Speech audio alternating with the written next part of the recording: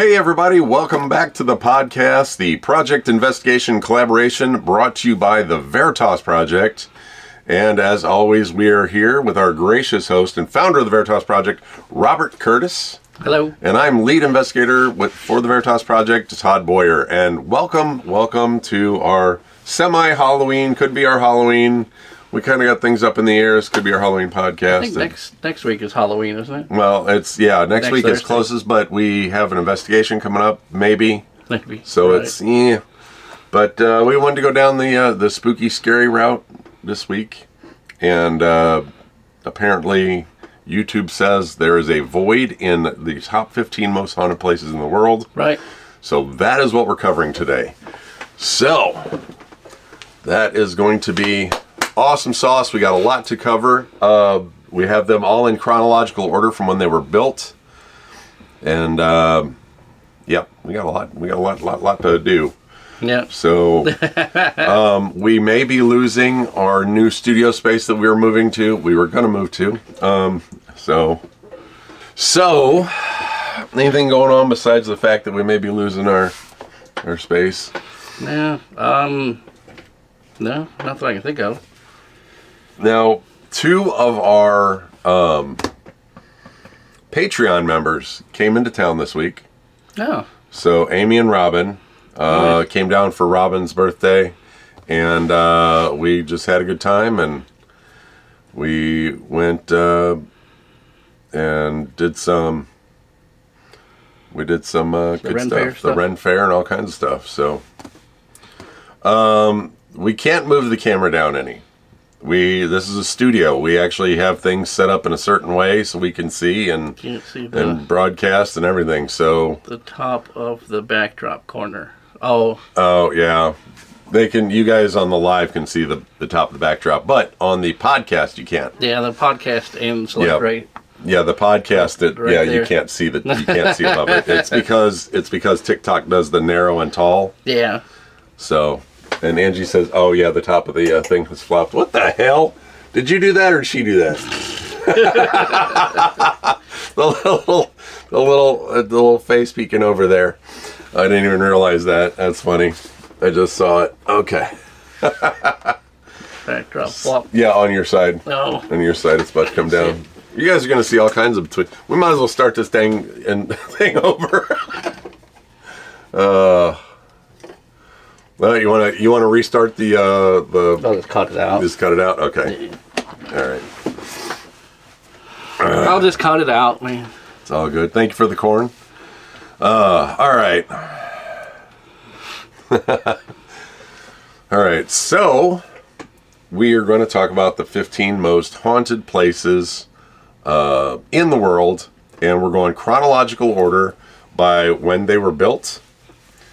Yep. Starting with the oldest and working our way to the newest, right. And interject or whatever as we go along here. So, Aokigahara Forest is, a forest, but they're classifying it as when it started to become a haunted tourist location, transaction, right? So, it's been there forever. Yep. So it would be the first, but also known as the Suicide Forest, right? So, sorry, TikTok had to use that word. That's the name of it. You don't like it? Tough. So, we're going to start out with the Tower of London. Now, the Tower of London, obviously, is London, England, and it was built in 1078. So, Quite a bit back there. Now, this was constructed by William the Conqueror. The tower served as a royal palace, prison, and a place of execution for centuries. Yep. Anne Boleyn, one of Henry VIII's wives, is among its most famous ghostly residents. She was beheaded in 1536, has been seen wandering the grounds, carrying her severed head. The Bloody Tower and the White Tower are particularly known for ghastly apparitions and eerie sounds. Now, the tower's deep history of bloodshed and suffering has cemented its status as one of the most haunted places in the world. Yep. Lots of English ghost stories go around that area. We owe some. It's corn. It's a big lump of knobs. It has the juice. So we have to do the juice. So, Our next one is Leap Castle. And that is in County Offaly? Offaly in Ireland. Ireland. Built in 1250. Now, this one is known as one of the most haunted castles in the world. It has a grim history of betrayal and murder, including the infamous event known as the Bloody Chapel, where one O'Carroll brother murdered another in cold blood. Now, the spirits of those who perished, including the murdered priest, are said to haunt the chapel. Additionally, the element of malevolent spirit terrifies those who encounter it. The castle's troubled past and clan battles, treachery, and supernatural lore creates an unsettling atmosphere. Now, I have a feeling that's one of those places that feels like the Lemp, where you just walk into the place and it just feels gnarly. Yeah. You know, that's pretty cool. You get those places that are out there that are just, you walk into them and they just feel horrible. You know, you know right. Without a shadow of a doubt, as soon as you walk in the door, that there is something going on in that place. So the English refer to demons a lot of time as elementals. So they gotcha. That's their thing. So if sometimes you hear us reading something about the British and we talk about an elemental, that's usually what they're talking about. It's what we refer to as a malevolent spirit or a demon. Now the Chateau de Brissac, once again, I'm probably mispronouncing it. It's right. It is in France, and it was built in 1455. Now the Grand Chateau, with its rich history dating back to the 15th century, is home to the Green Lady. Now this is one that I've heard about. You know, the mentioning of the Green Lady. That was Charlotte of France, and she is said to wander the halls in a green dress, her face bearing the marks of her brutal murder by her husband, and guests often hear her moans and see her apparition. Now, the chateau's grand, lavish rooms juxtapose the eerie presence of this tragic figure, making it one of the most unsettling places in France.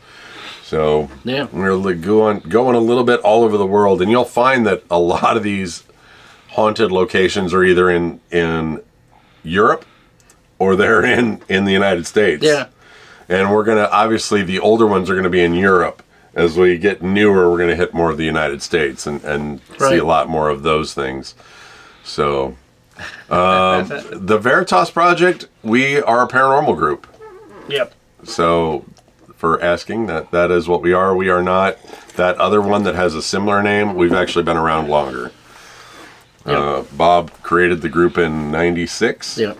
So we've been around a lot longer, and they even tried to stop us from using that name, but Bob has it copyrighted. Yep. So I actually got an email. Take a walk. I got an email from them last week, as a matter of fact. Really? Wanting me to give them my website again. Well, they can go take a walk. That's what I said. I was like, once again, it's mine, and I own it, and I pay a lot of money every year for it, so I'm not going to give it to you. Fly-by-night political group. You can go on and buy your own. Right. So, on to number 4, the ancient Ram Inn in Watton-under-Edge, England. Now, this was built in 1145. Wow. So, it's amazing how many of these buildings are still around, especially an inn. You know what I mean? It's not like right. a full-on castle or something that's built out of these giant stones. An inn probably would have been built of stone in that time. Right. But that's just amazing that it's been around that long. So, now ChatGPT's organization of when a year occurs in chronological order. Is off. Yeah. Because this should have been number 2. Yep. Not and then number the 4. next one is 1914. Yeah, we asked ChatGPT to put it in chronological order. It didn't. It did not. So we didn't catch it until now. Yeah, I just now realized that. I was like, wait a minute, 1455 and 1145. So anyways. Right. So the Ram Inn was built on land said to have been used for pagan rituals. Now, the ancient Ram Inn is notorious for its dark and sinister past, including rumors of witchcraft, child sacrifice. Visitors have reported seeing shadowy figures, hearing disembodied voices, and even experiencing physical attacks by unseen forces. So the building's history includes links to the Knights Templar, ancient burial sites, adding layers of mystery to fear to the location. Yeah.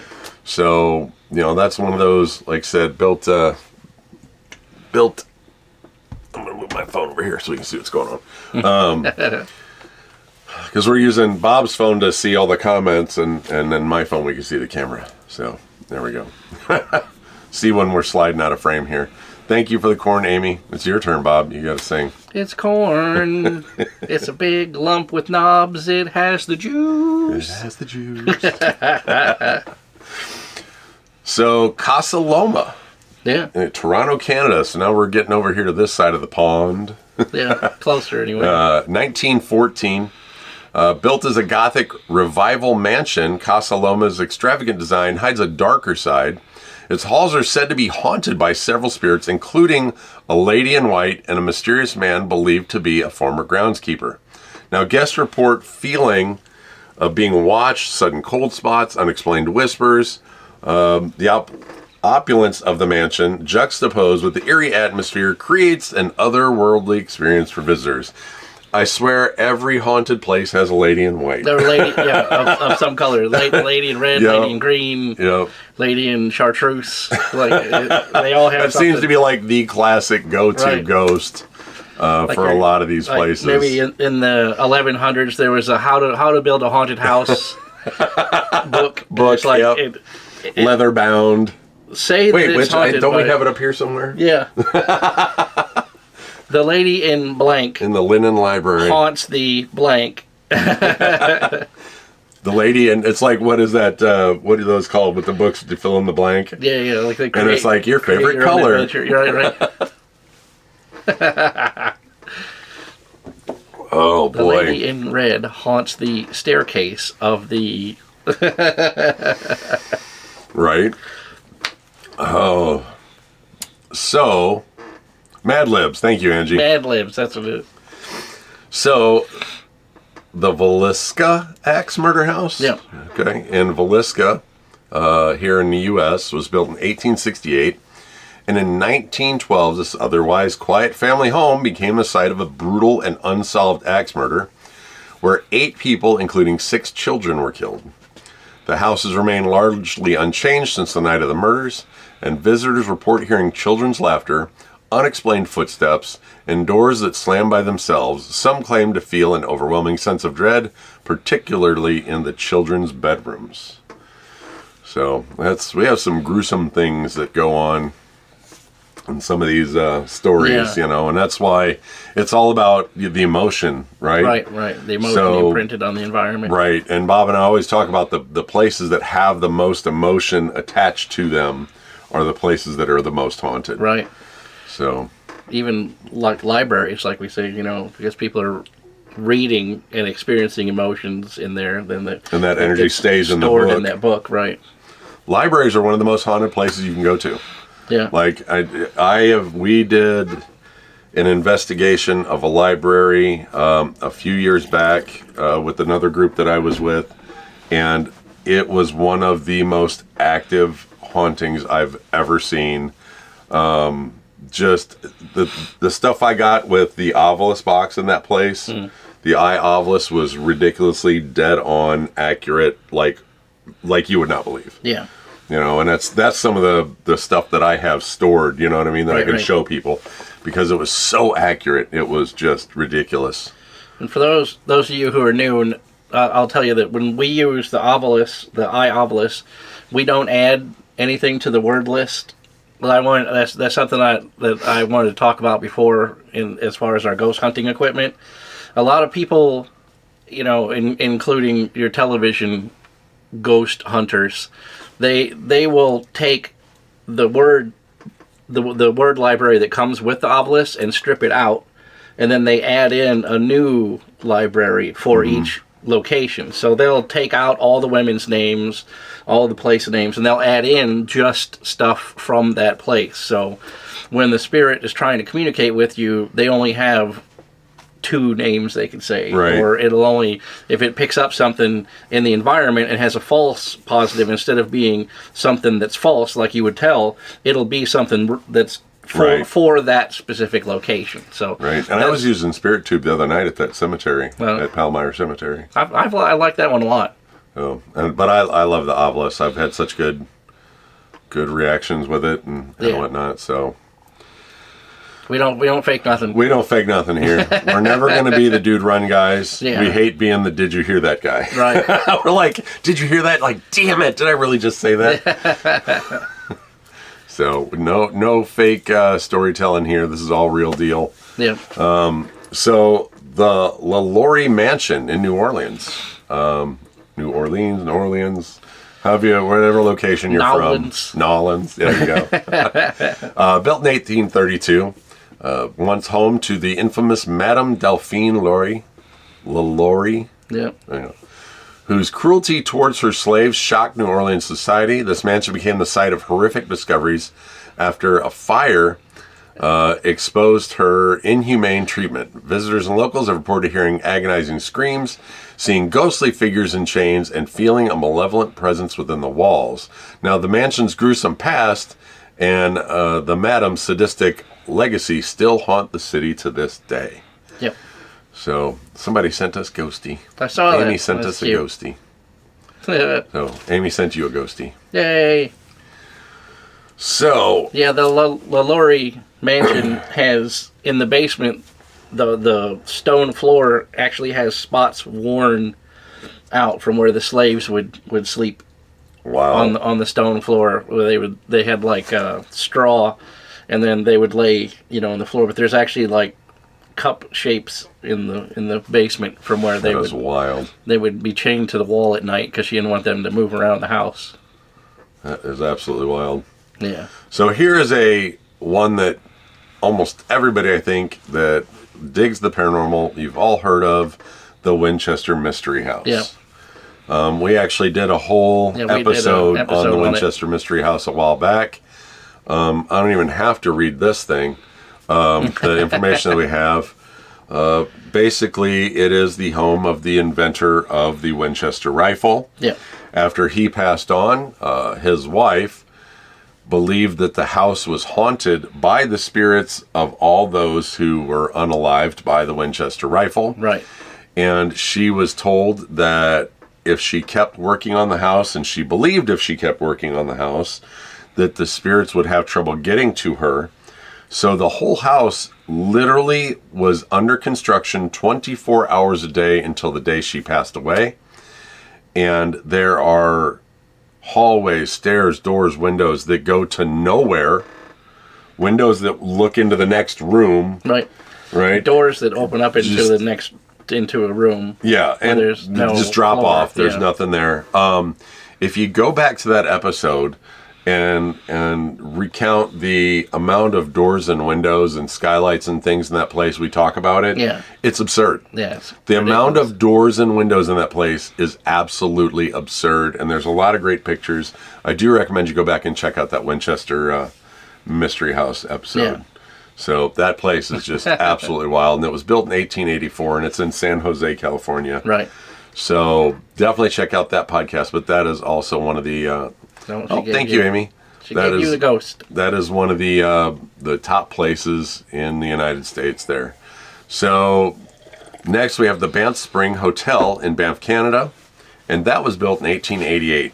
Now, nestled in the Canadian Rockies, the Banff Springs Hotel, Banff, I can't spit that out today, Banff. Yeah, it's a tongue twister. That's a tongue twister like Irish wristwatch that most of the people can't say. I practiced it. That's why I can say it. So the Banff Springs Hotel has storied history of haunting, including ghost of a bride who died after falling down the grand staircase. Her ghost is often seen wearing her wedding dress, dancing in the ballroom, or wandering the halls. Other apparitions, such as a helpful bellman and a spectral figure in a cloak, add to the eerie reputation of this grand hotel. So it always seems like a lot of your larger places like that, they always seem to have more than one. Yeah. It's never just one ghost. It always seems like there's more than one. It always makes you wonder if the one isn't involved with the other. Right. Right. Angie says that place is evil. Is that were you talking about the Mystery House or the Banff Springs Hotel? So, excuse me. I think she was talking about the mystery house. Mystery house. Hey guys, if you're new and you followed Bob, do me a favor and follow me down here, right there. Do me that solid. And I could always use more followers too. I mean, most of the time Bob and I are together, but we do post different content. So Myrtle's Plantation, that is a big one. That is a well-known tourist attraction, haunted place. Yeah.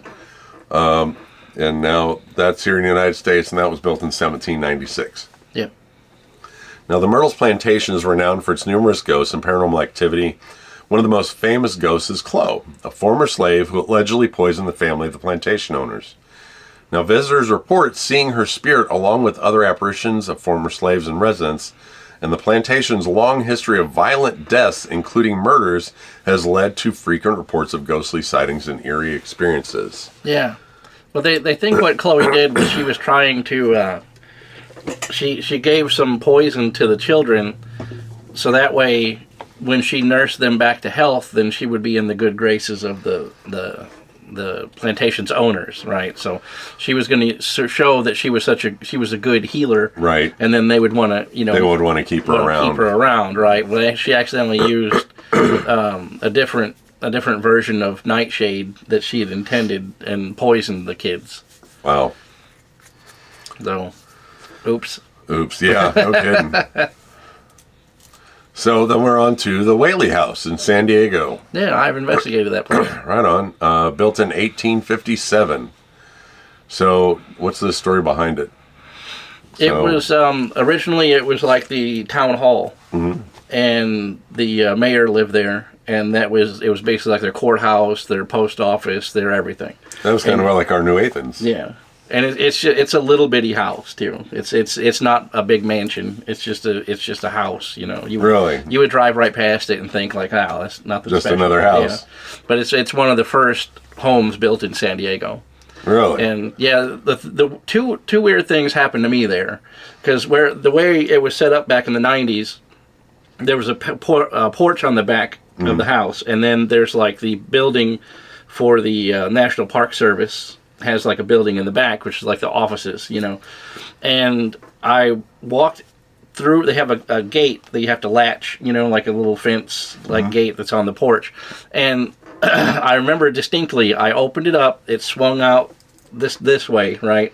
I walked into the cottage where the new offices are in the new building, and when I came back, the latch was on the other side of the gate. Yeah. And I rolled my footage back, and I was like, I clear as day. You could see it. I walked up to the gate, opened it, like this, opened it up, and then walked down the stairs, saw the door was locked, turned around, walked back, and the latch was on the other side of the gate. What the hell? Yeah. So when I opened it up the second time, it swung in the opposite direction than it did the first time. On the video, you even have that on the video. You can see it on the video, too. Like, I reached down, unlock it, walk through, walk back, and I stick my hand out, and the latch isn't on that side anymore. Now it's on the other side. That is wild. And then that is wild. I was upstairs, and it was still a little bit daylight, and I saw this triangle-shaped orb come from the window, and it went over to the bed. And it wasn't like an orb like you see on camera. You don't see with your eyes. Right. I saw it with my eyes. Huh. And the only camera I had with me was my Polaroid at the time. So I snapped a picture of it in front of the bed, with my Polaroid. And that Polaroid is still, to this day, in that house that you can see when you go there. Really? Yeah. That's awesome. That is awesome. It was a purplish, like, iridescent triangle, and it went from the window and floated over towards the bed, and it just, like, was hovering, like, right above the bed, and it kind of turned a little bit and then dissipated. Wild. That is great. Yeah. Bob has added to the history. Yeah. And that got to make you feel good. He's not the mayor. He was like the magistrate, I guess. Mm-hmm. He was like the judge, the mayor, the sheriff, like everything. This was one guy.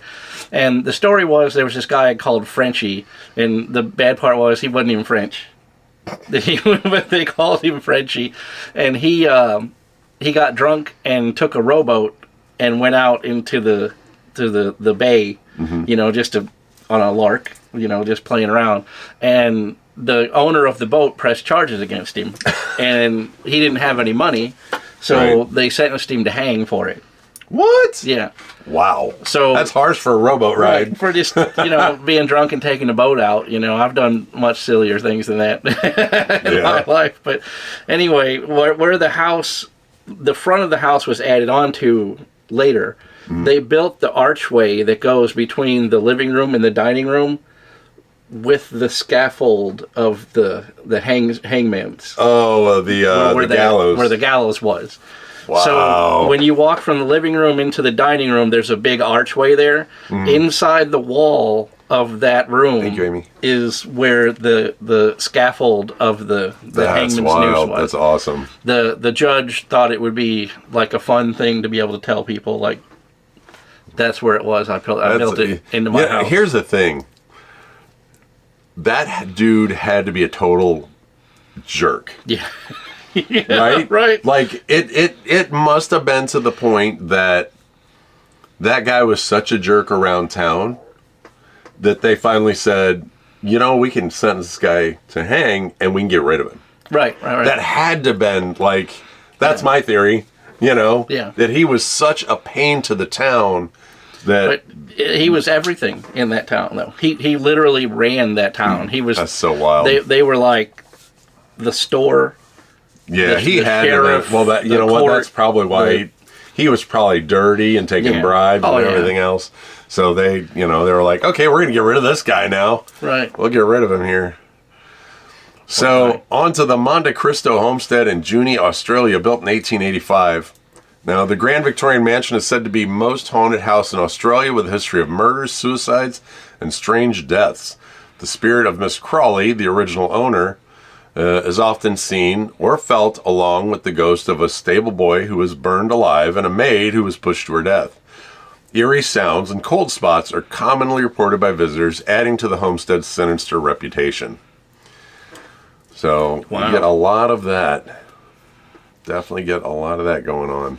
Monte Cristo. So next is Bob's favorite. Yeah. So I'll let you go for the Aokigahara Forest in front of Mount Fuji, Japan. It was established in the 1960s as a tourist destination, so that's why it lands this far down on the list. But like we said, ChatGPT didn't put these in real order anyway, because the next one is 1776. Yep. So basically, the forest is so densely packed, and the soil is so stony that the roots grow on top of the ground. So it would take you like all day to walk a mile. It looks like an octopus, like just octopus tentacles laying everywhere. And the growth is the canopy is so grown together that it's dark and cold in the forest, no matter what time of year or what time of day it is. So that's why it always has there's a lot of fog. Yeah, fog. Because of where it's at in the location with the mountains, you get a lot of the mixture of the two airs right there at the base of the mountain. Yeah. And the fog takes a long time to dissipate because the canopy is so thick. Right. So it literally has this horror movie vibe to it at all times. All the time. And because of how cold it is, birds don't hang out there. Yeah, it's quiet. It's eerily quiet. Unbelievably quiet there. It's cold, quiet, misty, and it's just a spooky place. And because of that, people who are depressed and want to unalive themselves, also known as seppuku, which is considered an honorable thing over there. Right. So, to go over there and take your own life in the forest is just part of the culture.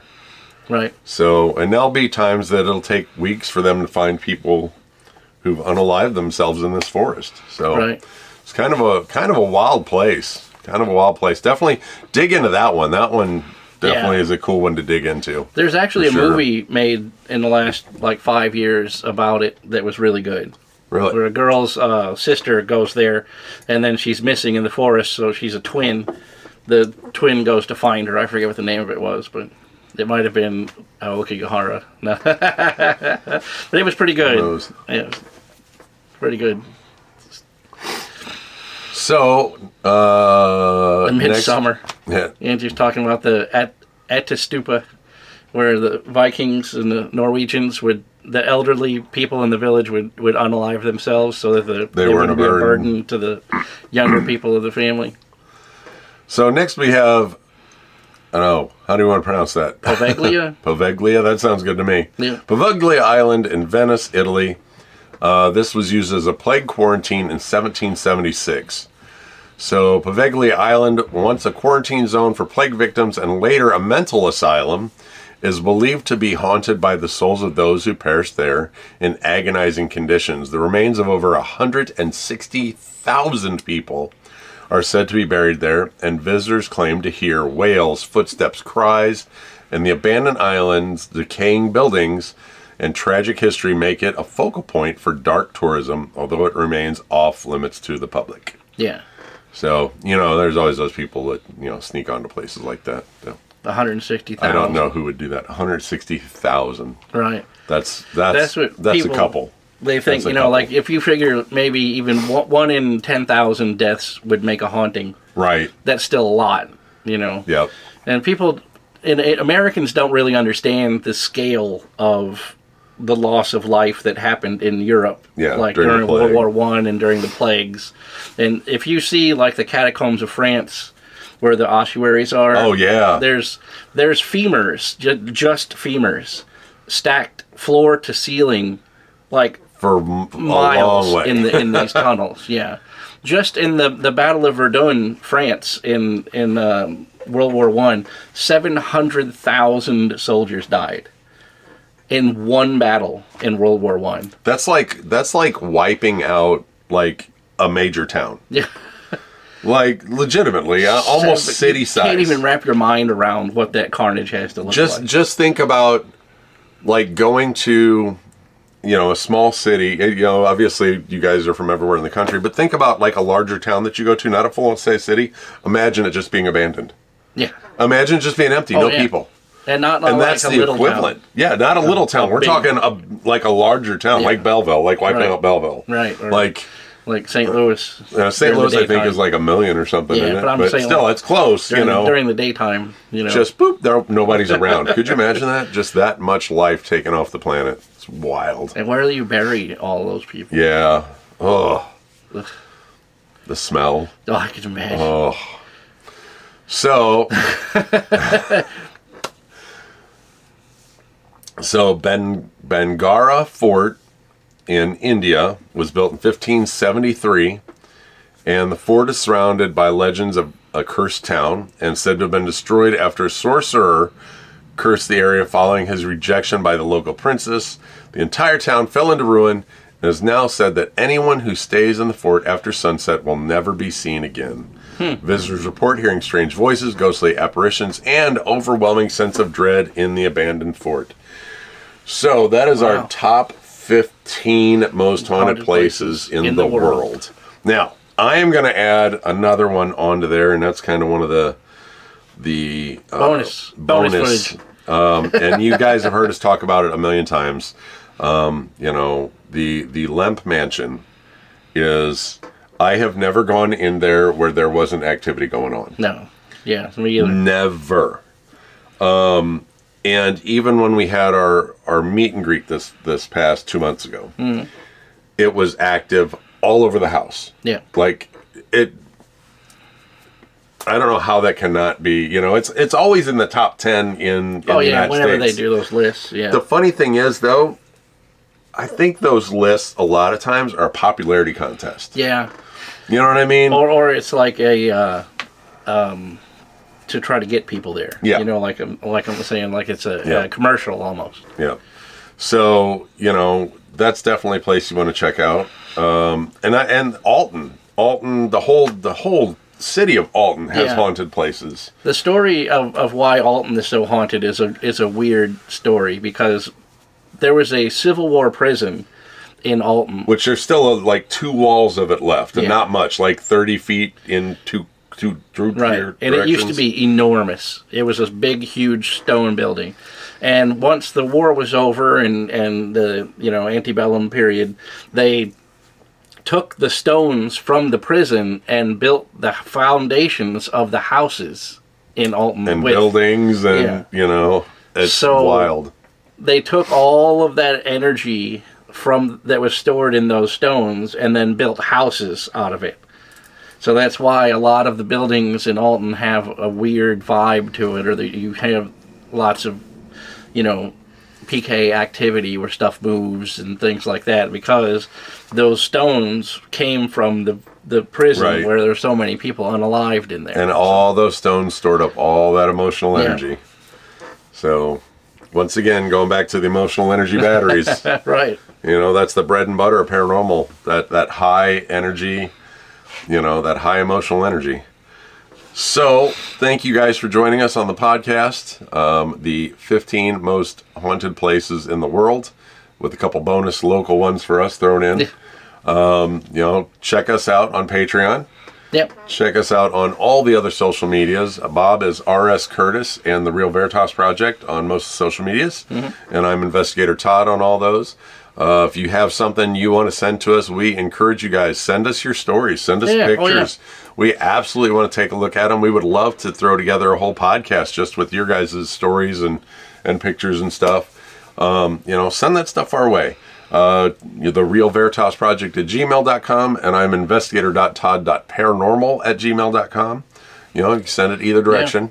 Yeah. Anything that you notice, like if you see somebody says a UFO video or something on TikTok or on YouTube or whatever, send it our way, and we'll take a look at it. Yep. If you find it interesting, send it to us. Share it with us. We'll definitely take a peek at it. That's what we're all about. We'll find the truth. Yep. So check out Patreon. Right. They did get rid of our free Patreon. It's $1 and $5. If you're a $5 a month member, we do send you a postcard, which we need to send out postcards again, don't we? Yeah, we got to sign them. So we got to sign some postcards and send those out. Send you a little note, sign a little postcard. Bob makes postcards custom. So if you're a Patreon member, you get those custom postcards. And one day when we're famous and you'll be able to put it on TV, eBay and make some money. You'll be able to make money, get rich. So once again, thank you for joining us.